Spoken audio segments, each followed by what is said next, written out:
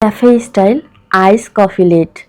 এটা খেতে যে কতটা মজা না দেখলে বিশ্বাসই করতে পারবেন না, কিন্তু বানানো একদমই সোজা। মাত্র 10 মিনিট হাতে থাকলেই এই কফি লেটটা আপনারাও তৈরি করে নিতে পারবেন। প্রথমে দিয়ে দিচ্ছি evaporate milk 30 ml, condense milk দিয়ে দিচ্ছি 3 ml। এখন অনেকেই জিজ্ঞাসা করবেন এভাপোরেট মিল্ক কি।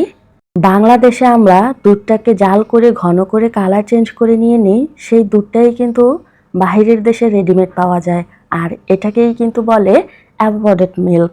কফি মেল্ট করে দিয়েছি 60 ml আর ফ্রেশ মিল্ক দিয়েছি 90 ml। এখন ভালো করে নেড়েচেড়ে মিশিয়ে নিব, তারপর দিয়ে দিব আইস কিউব।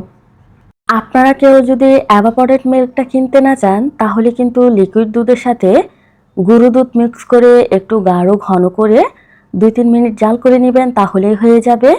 বাহিরের দেশে ড্রিঙ্কসগুলো কিন্তু ক্যাফেতে পাওয়া যায়, কিন্তু আমরা একটু চেষ্টা করলে বাসায় কিন্তু এত মজার ড্রিঙ্কস নিজেই তৈরি করে নিতে পারি ক্যাফে স্টাইলে। আর এটা বড় থেকে শুরু করে বাচ্চারা পর্যন্ত খুবই পছন্দ করে। বাচ্চাদেরকে দিলে অবশ্যই এভাবে ঢাকনা লাগিয়ে উপর দিয়ে স্ট্র দিয়ে দিবেন। এই যে দেখুন এটার ফাইনাল লুক, মাশাআল্লাহ। আমি আশা করব এই মজাদার ড্রিঙ্কসটা আপনারা বাসায় একবার হলেও ট্রাই করবেন। এটা খেতে কিন্তু ভীষণ ভালো লাগে, বিশেষ করে বড়দের। আমি এখন যে ড্রিঙ্কসটা তৈরি করে দেখাবো, এটা কিন্তু বাচ্চাদের খুবই খুবই খুবই পছন্দ হবে। এখন তৈরি করব থাই পিঙ্ক মিল্ক।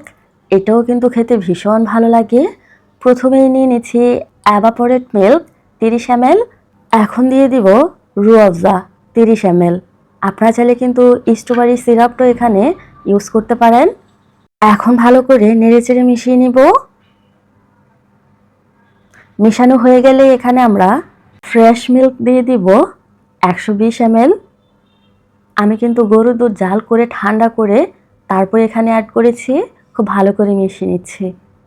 এভাপোরেট মিল্কের জন্য কিন্তু লিকুইড দুধের সাথে গুঁড়ো দুধ ঘন করে জাল করে তারপর ইউজ করতে হবে, আর ফ্রেশ মিল্কের জন্য শুধু দুধটাকে জাল করে ঠান্ডা করে অ্যাড করে দিলেই হবে। আইস কিউব কিন্তু দিয়ে দিয়েছি আমার পছন্দ অনুযায়ী। এখন খুব ভালো করে নেড়েচেড়ে মিশিয়ে নিলেই আমাদের থাই রেড মিল্কটা কিন্তু একদমই রেডি। বিদেশি নামগুলো শুনলে মনে হয় না জানি কি দিয়ে জানি তৈরি করা হয়েছে, কিন্তু তৈরি করতে গেলে দেখা যায় এগুলো তো আমাদের বাংলাদেশে খুবই সহজলভ্য। আজ এই পর্যন্তই। সবাই ভালো থাকবেন।